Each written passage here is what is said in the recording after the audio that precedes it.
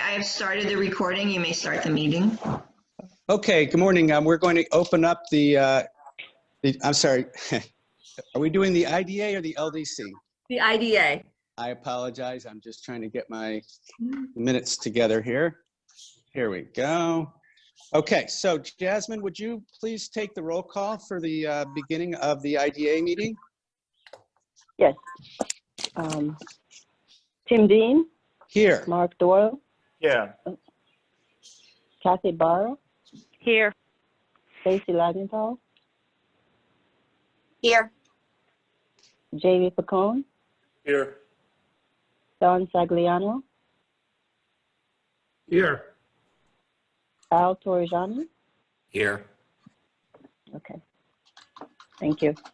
Thank you. Good morning, everybody. The first thing that I'd like to mention is that if anybody has a conflict of interest that they're aware of now, I would ask that they let us know and state what that conflict is, or if at any time during the meeting they realize that there is a potential conflict, I would ask that they state it at that time, and we'll make arrangements for that portion of the meeting to exclude your participation. So under the IDA agenda, does anybody have a conflict that they would like to declare in the beginning of the meeting?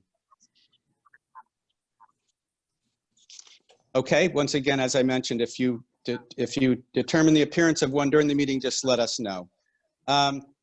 Proof of meeting notice. Can somebody confirm that this meeting was posted properly? Yes. So the meeting notice was posted last week. Great. I would like to ask if everybody has had an opportunity to review the minutes of our March 23rd, 2020 meeting. And does anybody have any questions or corrections to those minutes at this time? Okay, hearing none, I'm going to ask for someone to make a motion to approve the minutes. So moved. Mark Doyle, could I get a second? Al Torrigiani, second. Thank you, Al. We have a second. Jasmine, could you please take a vote of each member to approve the minutes? Starting with myself, I will vote to approve. Yes, Tim Dean, Approve. Mark Doyle, Approved. Kathy Barrow, Approved. Stacy Lagenthal, Approve. Jamie Pacone, Approved. Don Sagliano, Approved. Al Torrigiani. Approved. Okay. Is there anybody who opposes or abstains? I guess we would know that already. Okay, report of the treasurer. Good morning. Looking at the balance sheet, we currently have 2.5 million in cash. Only thing on the balance sheet noteworthy is the 175,000 accounts payable, which is due to the LDC. On the P&L, we're on budget at the moment. This is through April 30th. Nothing unusual. The pilots for the spring have come in and gone out, or gone out and come in. And I just billed for the village pilots for the Gap, and Cricket Valley was just billed. So everything is as it should be at the moment. Does anyone have any questions? Are there any, this is Tim Dean asking, are there any concerns that you have about any types of accounts receivable within the next 30 days or before our next meeting? No. Okay. Does anybody else have any questions? Okay, hearing none, I'm going to ask for a motion from someone on the board to approve the financial report. Al Torrigiani, so moved. Thank you, Al. Can I get a second? Mark Doyle, second. Thank you, Mark. Okay, Jasmine, would you please take a roll call of votes on that? And I will start out by saying that I approve. Sure. Tim Dean, Approve. Mark Doyle, Yes. Kathy Barrow, Approved. Stacy Lagenthal,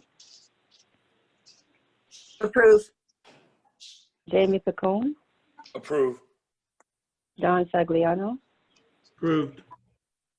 Al Torrigiani. Approved. Okay. Unfinished business, Sarah. So we have no unfinished business on the IDA agenda. Okay. New business. Let's talk about consideration approval of a final resolution for 23 to 28 Creek Drive. This is to induce a project providing for a mortgage tax exemption, sales tax exemption, and a payment in lieu of taxes for approximately $8,700,000 project for construction and redevelopment of 23 to 28 Creek Drive. This is a former City of Beacon Public Works garage to construct a mixed-use project to be used as residential and commercial space. We have presentations on this. We've had presentations on this at our meeting. A public hearing was held. One thing I wanted to note for clarity's purpose is this is a property that is right now currently not on the tax rolls in the City of Beacon. It was a property that was owned by the City of Beacon. There was an RFP put out by the City of Beacon to entertain uses for this, and the City of Beacon has awarded the 23 to 28 Creek Drive LLC the right to move forward with a project, and they have been involved in the development of this proposal. So this is not a piece of property that was on the tax rolls before. It would be new to the tax rolls. Sarah or Don, is there anything that you want to comment on right now since we last met and discussed this project? No, I just wanted Tim to just add to your description of the project that the project is, seeking mortgage sales exemptions and a payment in lieu of taxes under the IDA standard 10-year uniform tax exemption policy. The applicant plans to use Silver LEED building standards in the construction of their building, and the project also hopes to promote more foot traffic in the area by creating public spaces and extending the Greenway Trail along Fishkill Creek there, as well as the applicant will also be using their own funds to replace city pipes that run under the property. So in addition to constructing that building. Okay. Also, I just wanted to add, there were some questions about the posting of the public hearing notice, and there was a request from a party that we reschedule the public hearing.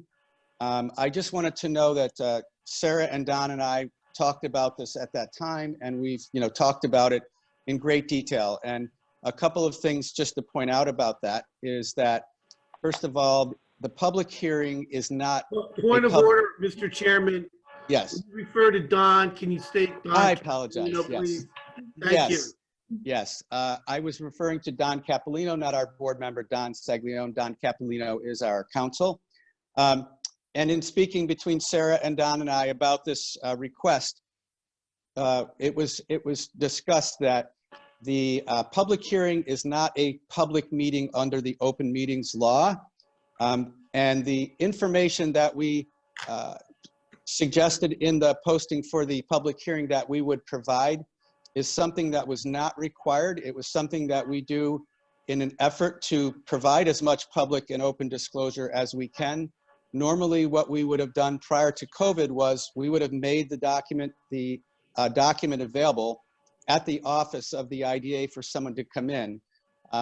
Because of the COVID crisis, our posting said that we would put it online, and it was a simple omission that we did not do that. And as soon as it was brought to our attention, we did in fact put it up on the site.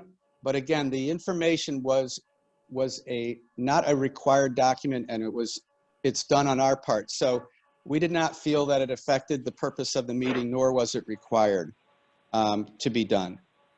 So that's why we did continue the public hearing. And I think that if any board member has any questions about the comments at the public hearing or the subsequent emails that we've shared with you, I would welcome those at this time in regards to the objections of or, comments of the public at that time. Does anybody have any questions or wish to get further information from Sarah or Don and I in regards to either the public hearing comments or any other concerns or comments that they may have? I would only add that we did provide a transcript of the public hearing that was held on Monday morning. We ordered an expedited transcript and sent that out to the board on Monday when we received it. So there's a full explanation of what the objectants raised at the time. And the notice of public hearing was properly posted and properly published. The question of when we then posted the application of the applicant, we had suggested in the public hearing notice that it would be available on our website, and it wasn't done until Friday, May 8th, well before the public hearing and well before there was no time limit in the notice of public hearing, but it was placed on the website on that date. Since that time, there was also the question of whether or not the document had to be posted under whether the public hearing was subject to the open meetings law. And this type of public hearing, it was one where you delegated to me the conducting of the meeting. I did so. It was not a meeting as defined by the open meetings law, because a meeting under the open meetings law is a convening of a public body where a quorum is required. That public hearing was not a meeting as defined in the open meetings law. And in fact, for this particular meeting, it is a public meeting. It is subject to the open meetings law for sure. And the document has been posted on the website since Friday. So it is my opinion that everything that was required by the law has been followed in this case. Don, just for clarity's sake, you just said this meeting does require open meeting law. You're referring to this IDA meeting. This just particular IDA meeting, yes. Yes. Yes. Okay. So does anybody else have any questions or concerns as a result of the public meeting, the public comments, or anything else about this project before we vote to see if it is approved or not? Okay, hearing no. I have a question. Don Sagnon. Yeah, Don Sagliano. I'm looking for in the packet information, and maybe I haven't been able to find it because I don't see the final resolution for the 2328 Creek Drive LLC in my document package. So could somebody please direct me to where I would be able to find it? That was sent by council. We sent that out. Find the date. I sent it out to the board. I sent it out on Friday afternoon to the board. Don, also too, if it's easier, it is on our website. Excuse me. Okay. It's not in the packet that was sent to me. That's what I'm referring to. When I look at the board of directors regular meeting packet, it's not included in there. That's why I wasn't able to locate it. Who sent it? Was it Don Cap? Elizabeth did.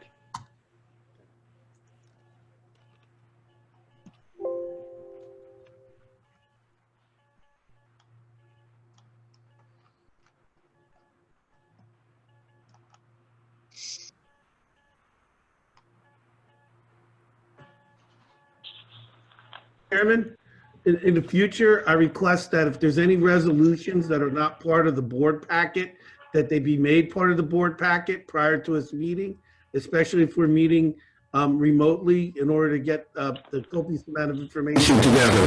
Thank you. Don Sagliano, I do agree with you. I think that's a great practice. Don Capolino, I have a question for you. Does the fact that this was not part of the packet affect our ability to vote on it at this time? Oh, no. It is that, well, it is part of the packet. It was made part of the packet on the website. It's public and it's made part of the packet. So Okay. Yeah, but the board, but Don Sagliano's point is simply that the board received a notice. The notice has all of the highlighted the documents, and it wasn't in that. So you could resend. Mr. Chairman, point of order. All right, Don Sagliano, let me let Don Capolino finish his comments and then I'll get back to you. Yeah, I was merely saying that Don Sagliano suggested that you send it again when there's something added so that they have the highlighted items with their packet so they can just click on it and have it. And I think that's fine. Yeah, I think just before I call on Don Sagliano, I think furthermore, I think what he's saying is that anything that we're going to vote on, it should be to help everybody to keep things in one place. It should be part of the packet itself. So for the ease of the board. So Don Sagliano, go ahead. Yes, thank you, Mr. Chairman. I'm looking, I still have been able not to locate the email from Council Elizabeth Capolino. I'm looking at a email that was sent by board IDA staff, Think Dutchess staff at 1:24 p.m. on May 11th, which is only 2 days ago. That resolution is not part of that packet. And council said that they sent us the resolution late Friday afternoon. So it would have been helpful if it wasn't part of the packet that was sent just a day and a half ago at 1:30 in the afternoon. Okay, so I guess my question to you, Don Sagliano, is based on your comments, do you feel uncomfortable in moving forward with any resolution at this time? No, I'm just trying to locate it within my email system. Okay, here's what I'm going to suggest. I'm going to suggest that we move on to the next item on our agenda and come back to the Creek Drive project in hopes that that you will be able to call this up before we vote on it. Might I suggest that Elizabeth just forward that email to Don? Sure. This is Stacy Langenthal. I just forwarded it to Don. Ah, perfect. Okay. So I'm still going to suggest that we move on for a moment and come back to this in a few minutes. Tim, I just want to make a clarification on what Don Sagliano said, is that the board packet actually was sent out to the board on May 7th. We ended up resending the packet to the board again on May 11th because we had gotten an inquiry from one of the board members that they were unable to open Yes. one of the documents. So we thought that as a courtesy for the rest of the board, just in case they were having difficulty opening the documents, to send it again as a PDF rather than a link. Yes. So Well, I think the challenge that we all are facing is the way that we have to do business right now and the number of emails that we're getting and things that normally could be discussed in person and talked about. It's just harder right now. So from my standpoint, I'd like to give specifically Don every opportunity that we have to just take a quick look at the document that was just emailed to him. I know that he's had opportunities before to read the document, but I just want to make sure that he has a chance to read the final draft and make sure that there is not any changes to it that he would think are material. So for a moment, I would like to suggest that we move on to the sales tax exemption for COVID-19 relief equipment, and we'll get back to the other project shortly. So, Mr. Chairman? Yes. Please, if I'm able to. Okay, so I do appreciate that there was a courtesy that the board packet was resent late Monday afternoon. But as a matter of practice, any updated information should have been included within that packet. That's what I'm asking yes. for. Yeah, no, and I- we understand that, and that we will move forward and with And I think you can keep with the agenda now. I have the resolution. Thank you. And, Thank you. and to be clear, your comments are noted and I agree with them. Based on that, so I would like to, once again, ask them, we will stay on this project. Does anybody on the board have any questions or concerns that they would like to discuss before we begin the process of a vote to approve or not approve of the project? I'd like to give anybody a chance to comment at this time. Okay, hearing none, I'm going to ask Jasmine. Oh, Mr. yes. Chairman. Can I ask IDA Counsel Capolino to explain to us the recapture provision and any clawback provision with respect to this project? Thank you. Yeah, these are our standard recapture provisions. It's Exhibit B of the resolution. So would you like for me to summarize those? Yes, one at I a would. time? I think you should. Okay. So it says that we have defined recapture events, and we have defined the recaptured benefits. The benefits are the mortgage tax exemption, the sales tax exemption, and the real property tax abatements. The recapture events are defaults. If the project fails to be a project as defined, if the facility is sold, if they fail to meet 90% of the full-time equivalent jobs that have been provided, and then any significant deviations from the application, and if they receive sales tax savings in excess of the maximum amount that we've stated in the documentation. So then the recapture will occur on it's a sort of an amortized schedule as time goes on. If it happens in the first or second year of the completion date of the project, then 100% of the benefits will be recaptured. Then after that, the third year, 90%, the fourth year, 80%, the fifth year, 70%, the sixth year, 60%, the seventh year, 50%, the eighth year, 40%, the ninth year, 30%, the 10th year, 20%, and the 11th year, it's 10%, and by the 12th year, there are none. And that is our standard benefit, the standard pilot agreement. There are no real deviations at all on in this particular application. Thank you. I figured it would be helpful to just refresh everybody's memories about our standard pilot. Okay, is there any other questions or requests for information? Yes, Mr. Chairman. Okay, yes, Don Sagliano. Don Sagliano here. Sagliano, I apologize. That's fine. Sarah, Yes. please. Yes.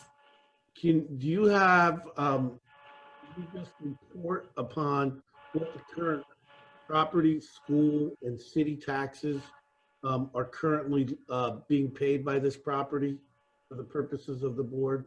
Yeah, so currently 0, because the property is owned by the city of Beacon. So it has no tax revenue at this time.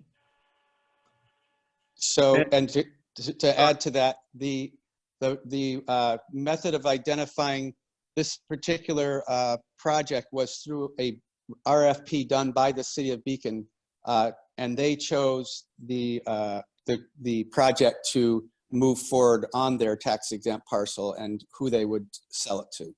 Correct. It was through the city of Beacon was looking to sell this property, and they did it through an RFP process, and the applicant 2328 was identified as the applicant to develop it according to the ways that they would like to see it developed. So Don, it indicated that you looked like you had another question for me.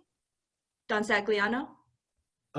Yes, and just as a follow-up on that, so to make the statement currently, no governmental agencies receiving any tax benefit from this parcel currently.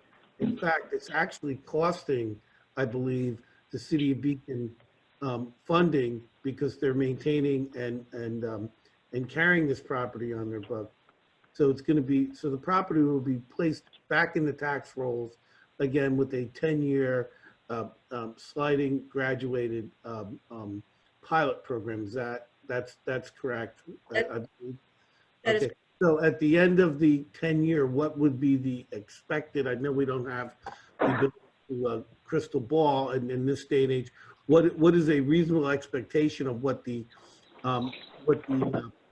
residents within the city of Beacon and Dutchess County and the Beacon School District, what could they seek to be getting as a benefit when this project is fully built out in terms of tax revenue?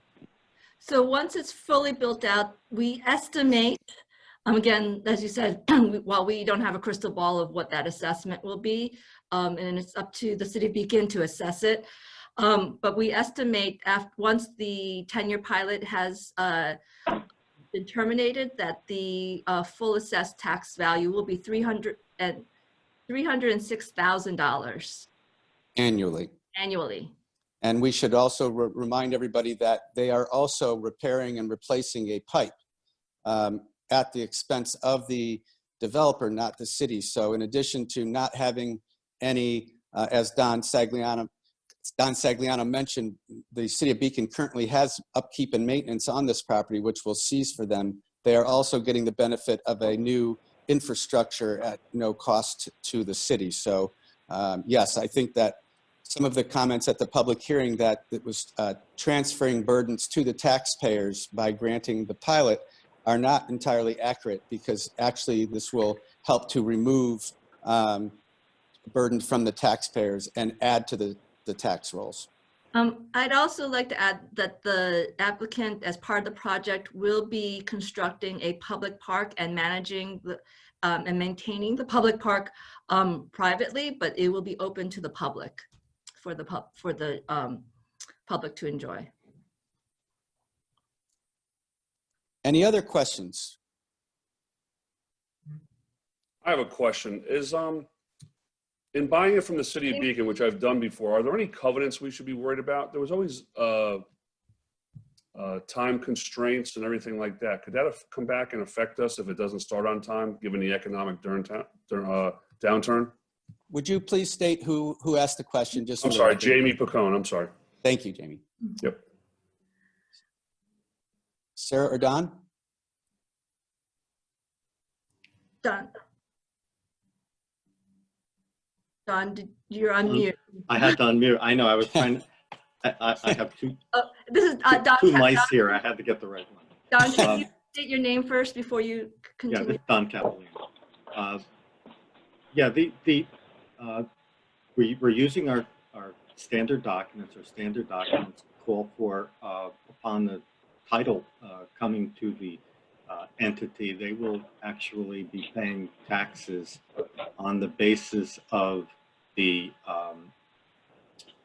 assessed value until there is a completion of the project. Once the project's completed, they will then be paying 50% in the first year of the, as though 50% of the assessed value will be paying taxes, pilots that are, equivalent of taxes. And then the standard is 50, 50, 50, 40, 30, 20, 10, 10, 10, and 5, taking, that's the kind of exemption they receive. So the point simply is, if there's any delay in the start of the project, they will end up having to pay full taxes on that, the equivalent of full taxes in pilot payments on whatever the parcel is assessed at by the city of Beacon. Thereafter, they will only get the exemption once they have completed the project. The point being simply that no one wants to have that start until the project is complete and the full value is determined, and then the exemption amounts or the exemption equivalents apply throughout the rest. Okay, did I answer your question, Jamie? I want to make sure that I have it. The only thing I wondered about is that there's performance goals for the builder when buying from the city of Beacon on an RFP. That was my concern, like timing, completion, start date, stuff like that. Well, those are anticipated in the lease, and if they don't meet them and they need an extension, the only thing they could come back and ask to do that. But we do have a broad, start period. We anticipate that the project won't necessarily be completed. I don't have in front of me the completion dates estimated. And if they need an extension on that, they could come to us to ask for it. If they don't do it, and the city, the city then has whatever means it has to get the property back, or if that's what they wish to do, and then of course immediately would no longer be a project, and at that point it would go back on. It would be determined that way. But everyone's protected in the sense that they will be paying pilot payments, the equivalent of taxes, as long as the IDA is involved with it.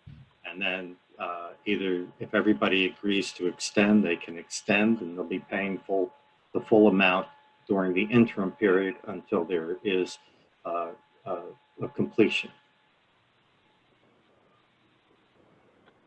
Okay, thank you. Okay.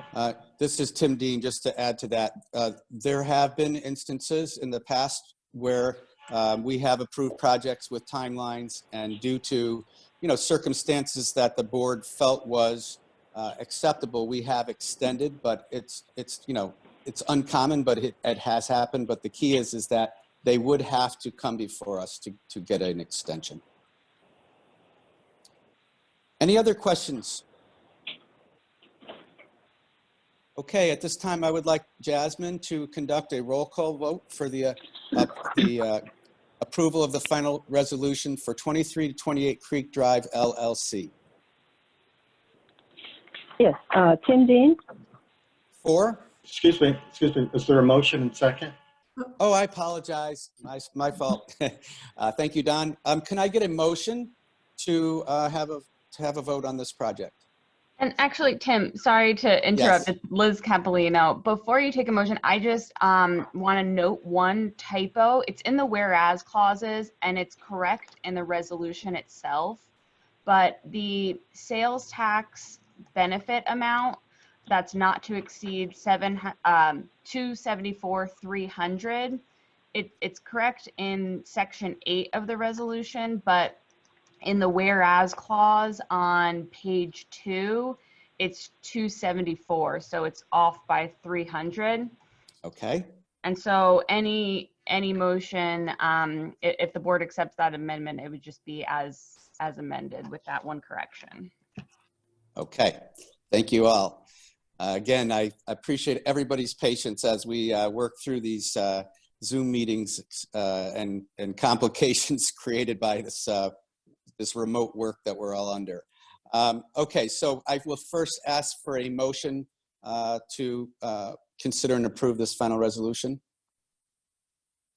Mark Doyle, I make a motion to consider and approve this final resolution with the small change of $300 to the whereas section number 8, I believe. Thank you, Mark. Well said. Can I get a second to Mark's motion? Al Turgiani, I'll second that with the same comment. Thank you. Okay, so now, Jasmine, I would ask that you take a roll call vote on the motion. sure. Tim Dean, In favor as amended? Mark Doyle, In favor? Kathy Bauer, In favor. Stacy Lagenthal, In favor. Jamie Picone, In favor. Don Sagliano, Yes. Al Torjani. In favor. Thank you. Thank you all. Okay, so that resolution is approved. I would like to now move on to the second piece of new business, which is a sales tax exemptions for COVID-19 relief equipment program. And just to introduce this, as you all have, as you all know, that there's various organizations within the county's business and economic development sphere that are trying to contribute in ways that we all can to help out our county during this time of economic challenges. And so, the IDA has been asked to, to determine and identify some ways that we could provide some hopeful financial relief or incentives to organizations that are either struggling or who are helping us to fight this crisis. And so on our IDA agenda today, I'm going to ask Sarah to talk about this initiative that we are proposing to be considered. So as you're aware, thank you, Tim. This is Sarah Lee with the IDA. The IDA has the authority to issue sales tax exemptions. So right now, as you're aware, that there is a big demand for PPE equipment or personal protective equipment and related healthcare equipment and sanitizing supplies as a result of the COVID-19 pandemic. And that demand is expected to remain high as the state will require hospitals and healthcare centers, as well as places of employment, to have the safety equipment as appropriate on site. And then in addition to that, on May 3rd, 2020, the governor announced that a regional purchasing consortium will be created to, quote, to work to buy American and develop state suppliers to reduce supply chain risk and drive regional economic development, unquote. So in order to support and encourage our local businesses in the production of these supplies and equipment, as well as the distribution of this equipment, we are proposing to grant sales and use tax exemptions to these local companies up to $100,000 in sales tax exemptions. The program will apply to the acquisition, installation of machinery, equipment, including manufacturing and production equipment. The requirement is that this equipment remain in Dutchess County. The program is open to all Dutchess County businesses that are currently engaged or beginning to manufacture, supply, or distribute these products for the treatment and prevention of the COVID-19 crisis. As part of this program, there is an expedited review process. There's a special application. And the reason for that is so that because of the high demand, we want to be able to respond to the community needs as quickly as possible. And then the goal of this program is to retain and to support our local businesses. Sarah, can you talk about any fees that we have reduced or eliminated to also expedite and help the businesses through this process? Yes. So again, to assist our businesses, the IDA will be waiving their fees, their administrative fees for businesses that apply for this project, as well as the agency council has agreed to waive their fees as well. So this is a benefit to the applicant through this program to receive these benefits. I would also like to note that if there is a business that may require more sales tax exemptions than the $100,000, they will be required to go through our regular application process. This is just, the limit is $100,000 in sales tax exemptions through this program. What is our normal fee, Sarah, for the project? So our normal fee is 1% of the first 2.5 million and 1/4% of the balance of the cost of the. Okay. Thank you. Mr. Questions Chairman, Don Yes. Capolino, I would just like to add that Nixon Peabody worked with our agency an awful lot, really provided tremendous assistance on this. They have a similar program that they're involved with down in Long Island, and they provided us with a tremendous amount of assistance here at no cost to the IDA. Thank you, Don. And I think that is worth pointing out that this is our program is in some ways similar to what other counties and other economic development agencies are doing in other regions of the state in support of business. Everybody's just trying to. It's a combination of the actual relief, but also the expedited handling of these requests, because time is of the essence for a lot of these businesses right now. One other question I would have is this, if a business in Dutchess County has already purchased equipment, is this retroactive, or can it be retroactive in any way, or must it only be from the point of approval forward? It can only be from the point of approval forward. So if they've already purchased equipment, they would not qualify. Okay. If they were going to purchase additional equipment, that additional equipment may qualify, but if they've already purchased equipment prior to applying, that would not. Okay. Thank you. Any other questions from the board?